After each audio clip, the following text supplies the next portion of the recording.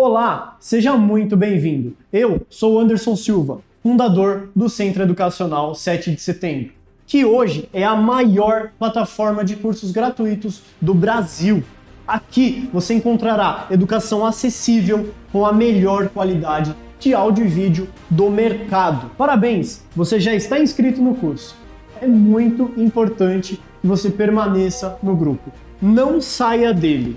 A nossa certificação é completa e reconhecida em todo o território nacional. Quando você solicita o certificado, automaticamente você já adquiriu também o seu e-book completo com todo o conteúdo do curso, que estará disponível para download lá na nossa plataforma, que é exclusiva.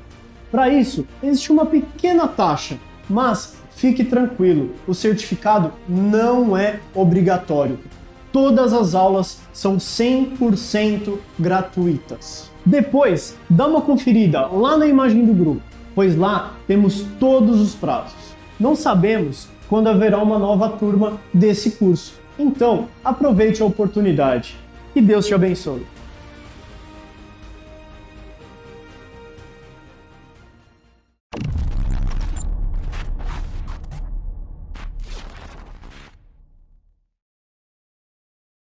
Tudo bem? Eu espero que sim. Sejam muito bem-vindos ao curso de Saúde Coletiva. Para quem não me conhece ainda, eu sou a professora Jéssica Lemos, eu faço parte da equipe do SES, mais especificamente ali da plataforma Nova Classe, e hoje eu vim conversar com vocês sobre esse assunto que eu gosto tanto, que é a saúde coletiva, que é a minha área de especialização. Então, aproveitando e me apresentando rapidinho, como eu disse, eu me chamo Jéssica Lemos, eu sou fisioterapeuta de formação, especialista em atenção básica e saúde da família e mestre em gestão de sistemas de saúde. Eu trabalhei um bom tempo como preceptora em saúde coletiva numa universidade privada aqui de São Paulo e eu acompanhava os estágios, então era uma prática bem legal e que foi muito construtiva para o meu dia a dia. Aproveitando aqui também, eu deixo o meu Instagram, que é @reabilitajá, o Instagram da professora Jéssica Giuliotti, que é @jéssicagiuliotti, e o da equipe do SES, que é @SESsetembro. E sem mais delongas, vamos começar aqui com o nosso cronograma. Então, a nossa primeira aula, que é a aula de hoje, é a construção do campo da saúde coletiva. A segunda aula é a aula de epidemiologia em saúde coletiva. A terceira, a organização do Sistema Único de Saúde, o SUS. A quarta, o planejamento e gestão em serviços de saúde. E a quinta, perguntas e respostas. Então é bem importante que vocês assistam todas as aulas, que vocês anotem, que vocês participem e principalmente que vocês mandem as perguntas aí na última aula, tá? Lembrando, em cada aula eu sempre falo que é bem importante vocês fazerem uns resumos, um mapa mental. Então, se vocês fizerem e ficarem, quiserem me marcar, fiquem à vontade. Eu gosto bastante de ver a interação com vocês, né? Então, fiquem bem à vontade quanto a isso, tá? Na nossa aula, nós começamos aqui com a história da saúde coletiva no Brasil no período colonial. Então, a saúde no Brasil era praticamente inexistente, né? Ela quase não existiu nesse período de colônia. Então, nós tínhamos a cultura indígena, que, como a gente sabe, é uma cultura que trabalha muito voltada às plantas, aos remédios medicinais, assim, mais voltados à terra. Então, tudo que é da natureza, tudo que é da prática mais natural era a cultura indígena. Nós também tínhamos a medicina dos jesuítas, que era associada ali à Igreja Católica. Então, eram padres, pessoas que estavam envolvidas nesse conceito da Igreja Católica que ofertavam essa saúde, e os boticários, que eram como se fossem lojas, assim, vamos pensar nas farmácias de hoje em dia. Só que hoje em dia a gente vai lá na farmácia, o remédio já está pronto, né? E naquele tempo eles misturavam as coisas ali no momento de acordo com o que você tinha, e os medicamentos eram feitos dessa forma. Medicamentos, tá? Então sempre lembrando que eles usavam os princípios, tudo que vinha ali da terra. E eu trouxe uma curiosidade que fala que em 1789 havia no Rio de Janeiro apenas 4 médicos. Então pensa, né? O Rio de Janeiro nesse período, ele era a capital do Brasil. Então, para uma capital ter apenas 4 médicos, era muito pouco, né?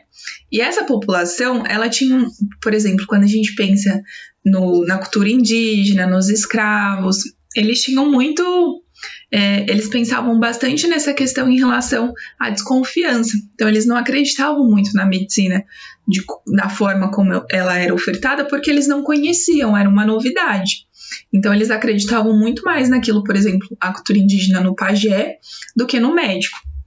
E isso foi um trabalho que foi feito a muito longo prazo, né, para que as duas coisas se conversassem. Nem que tirasse totalmente a questão, por exemplo, da cultura indígena, mas também que não se abdicasse ali da saúde de hoje, como a gente pensa na saúde mais atual, tá? E aí aqui também, quando a gente pensa no período colonial, as únicas instituições, né, que eram atuantes quando a gente pensa nesse vazio assistencial, era a Santa Casa de Misericórdia. Então, a Santa Casa de Misericórdia eram casas, né, filantrópicas, que não eram cobradas, e a saúde era feita também, as internações, nessas instituições. O primeiro hospital, né, a primeira Santa Casa de Misericórdia, foi fundada em Olinda, em 1540. E ela teve o objetivo, né, de atender os enfermos dos navios dos portos e os moradores da vila e do povoado ali na região. Essa aqui... deixa eu voltar aqui para pôr o... Essa aqui, ó, é a imagem, então, da Santa Casa de Misericórdia de Olinda, tá? E aí nós chegamos aqui no período colonial. Eu tentei trazer para vocês tudo dessa forma de mapa mental, para que não ficasse muito texto, muito sobrecarregado, e para que vocês conseguissem observar como eram feitas, né, como aconteceu em cada período, tá? Então, o período colonial aconteceu aqui em 1500, com o descobrimento do Brasil. Depois disso, né, a gente sabe que tinha aqui, os índios eram fortes e saudáveis, só que aí veio os colonizadores trazendo as doenças. Através disso, aconteceu a propagação de doenças transmissíveis que afetava a produção econômica e do comércio, né? Então, vai acontecendo um ciclo. Quando a gente pensa na saúde, então, como eu falei anteriormente, a saúde ela estava limitada aos recursos da terra, plantas, raízes, ervas, e também aos conhecimentos empíricos, como rituais e os curandeiros, tá? Nessa época não existia política de saúde, e a falta dessa política de saúde, né, trazia aqui, ó, poucos profissionais médicos vieram e conseguiram exercer, porque como não tinha política, eram poucos profissionais e a população tinha medo, porque não conhecia o trabalho desses profissionais. E outra coisa que é importante, que nesse período também, iniciaram as medidas de urbanização, saneamento dos portos, infraestrutura e intervenções pontuais. Por quê? Porque estava afetando aqui a produção econômica e do comércio. Então começaram-se a pensar nessas medidas. Todos esses mapas mentais são do Instagram Matéria Resumida. É um Instagram que eu gosto muito, eu acompanho sempre, porque sempre sai um conteúdo assim relacionado à minha área. Tem muita coisa sobre saúde coletiva, saúde pública, então deixo como recomendação para vocês, tá? Então esse é o período colonial, certo? Aqui nós temos a República Velha. Então quando eu penso na República Velha, nós temos o término da monarquia em 1889, aqui acontece a proclamação da República, certo? E aí vem a modernização do Brasil. E com isso acontece atualizar a economia, né? Começa a acontecer essa atualização da economia e da sociedade e o cenário político-econômico. E aí é onde começa aqui o modo de produção mais capitalista, certo? Já quando a gente pensa no cenário de saúde, nós temos um quadro sanitário totalmente caótico. Aquelas doenças transmissíveis, elas continuavam acontecendo e aí começaram-se a criar as epidemias. Nessas epidemias, né, eram doenças transmissíveis e elas eram frutos da imigração, da migração e da formação de aglomerados e falta de saneamento básico. Então, esse é o período, a caracterização aqui da República Velha, certo? E nesse período, né, nesse meio tempo, quando a gente pensa que a República Velha aconteceu de 1889 a 1930. E nesse meio tempo, mais ou menos em 1904, aconteceu, né, que no Rio de Janeiro, então, que era ali a capital do Brasil, a revolta da vacina, que é um grande marco quando a gente pensa no contexto de saúde. Então, esse pretexto ele foi imediato, né, devido a uma lei que determinava a obrigatoriedade da vacinação contra a varíola. E como não se sabia de onde veio essa vacina, como, né, foi realizado, as pessoas tinham medo, as pessoas não queriam tomar. Então aconteceu essa revolta da vacina.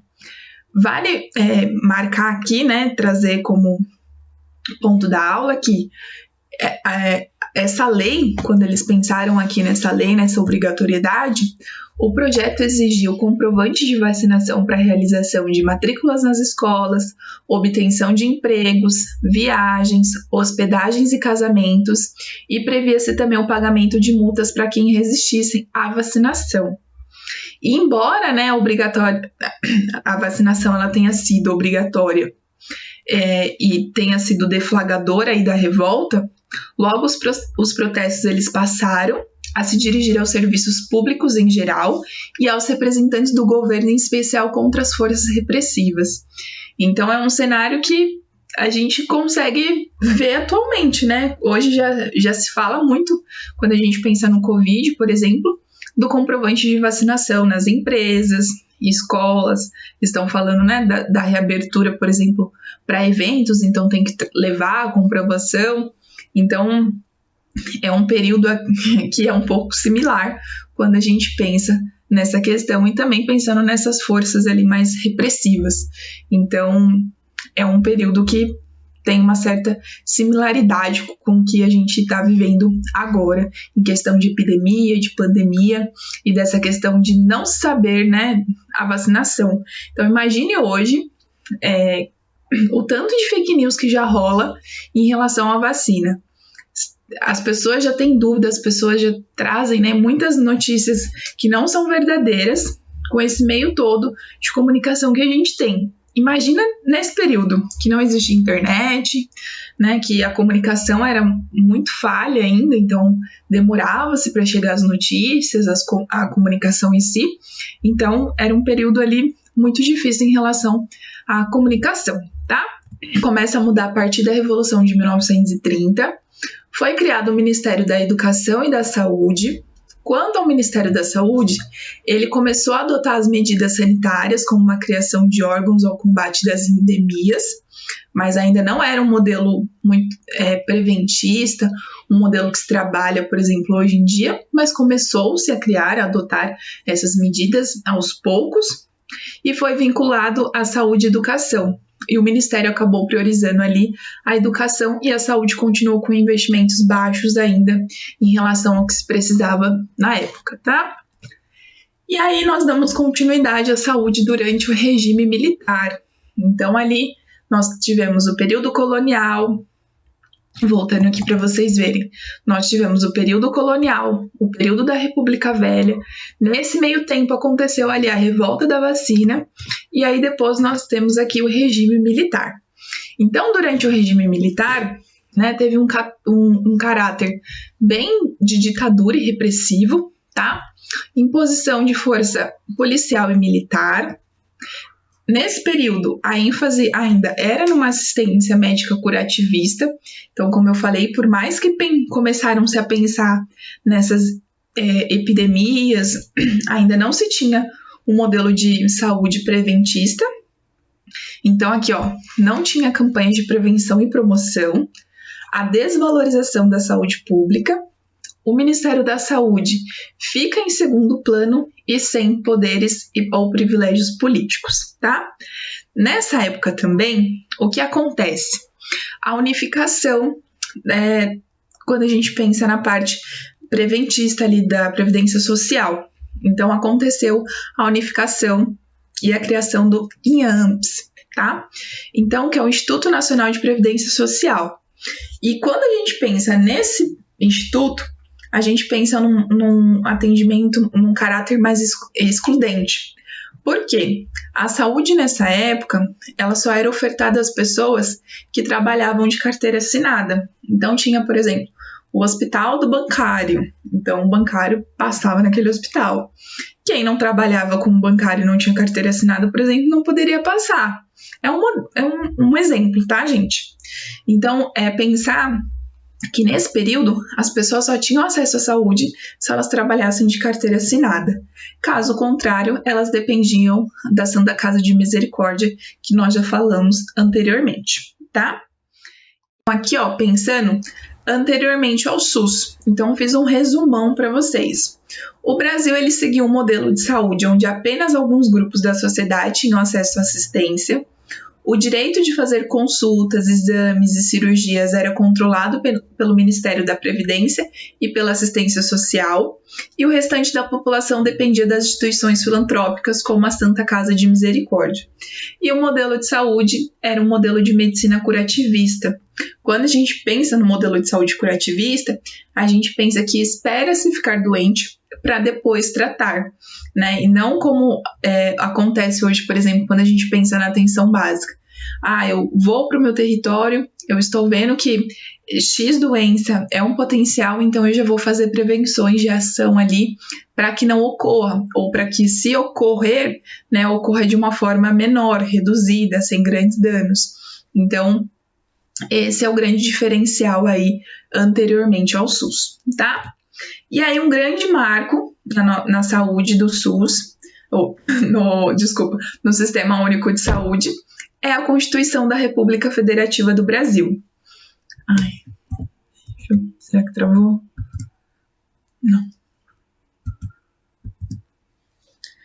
E aí um grande marco no Sistema Único de Saúde, na saúde do Brasil, é a Constituição da República Federativa do Brasil de 1988.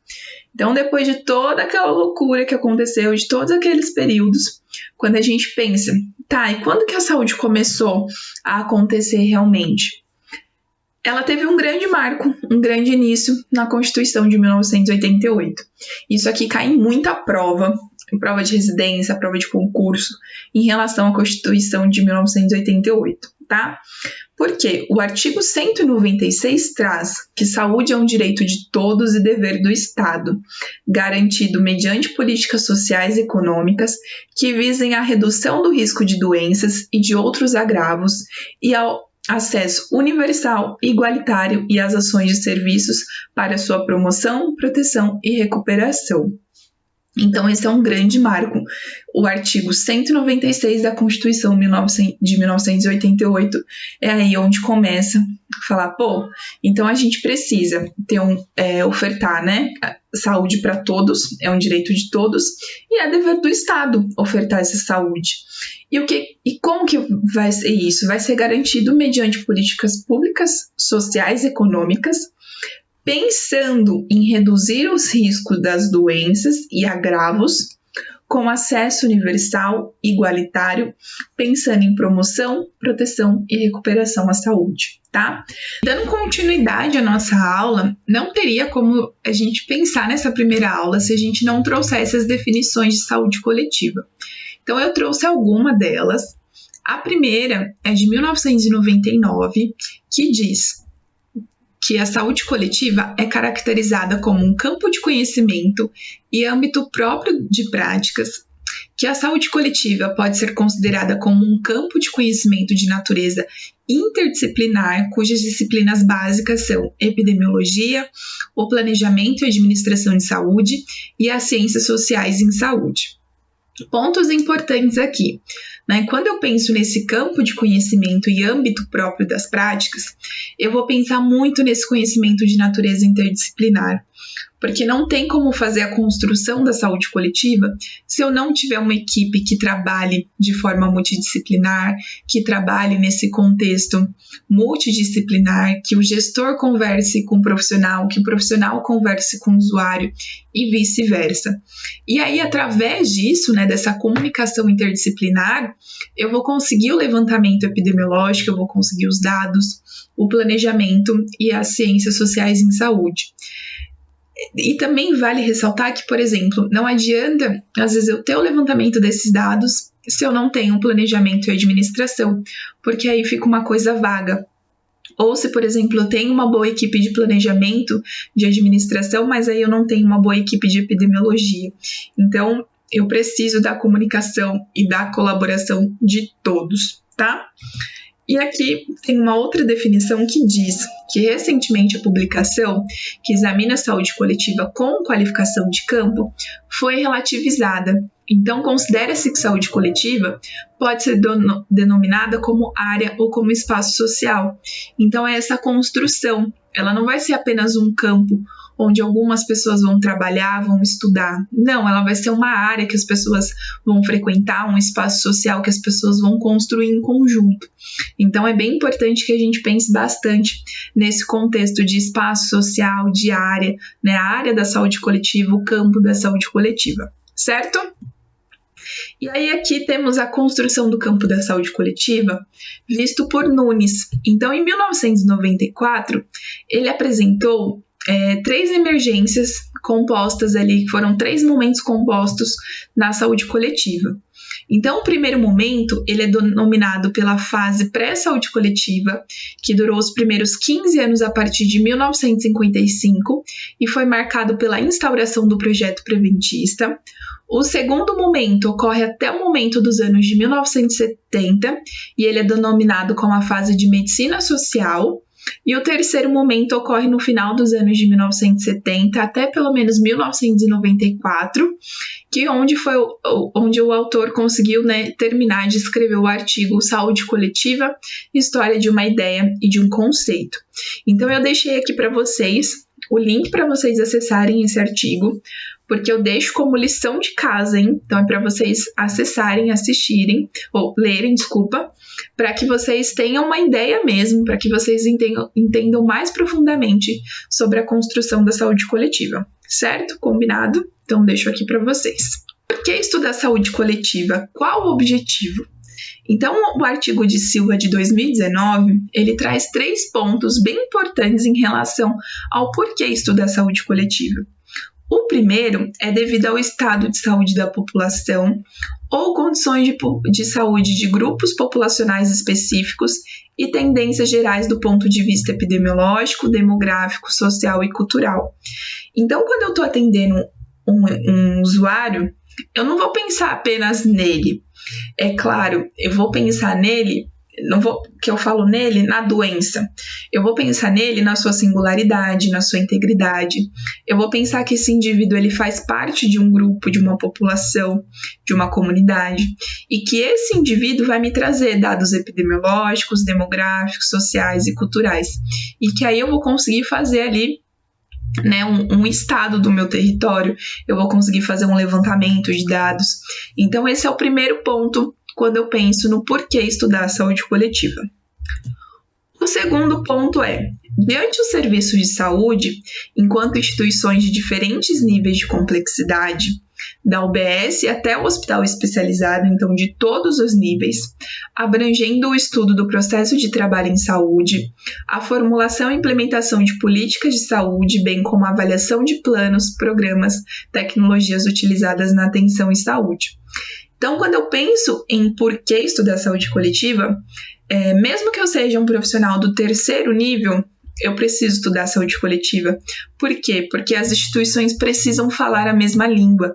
Elas precisam de um trabalho preventista, elas precisam pensar que eu não vou esperar aquele indivíduo piorar, eu vou tentar fazer alguma coisa para prevenir, eu vou implementar ali processo de trabalho em saúde, que todos os níveis vão se conversar e vão pensar na mesma linha. Ou se pensarem em linhas diferentes, vão debater o porquê estão pensando em linhas diferentes, né? E aí, depois que você pensou, que você estruturou, formulou, você vai implementar essas políticas. E aí você vai avaliar, porque não adianta também só implementar, sendo que essas políticas às vezes não funcionam.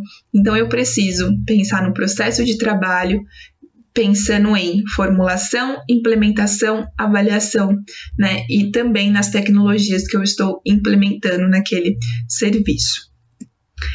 Terceiro, devido ao saber sobre a saúde, incluindo investigações históricas, sociológicas, antropológicas, epistemológicas, sobre a produção de conhecimento nesse campo e sobre a relação entre o saber científico e as concepções e práticas populares em saúdes, é influenciada pela tradição, crenças e culturas.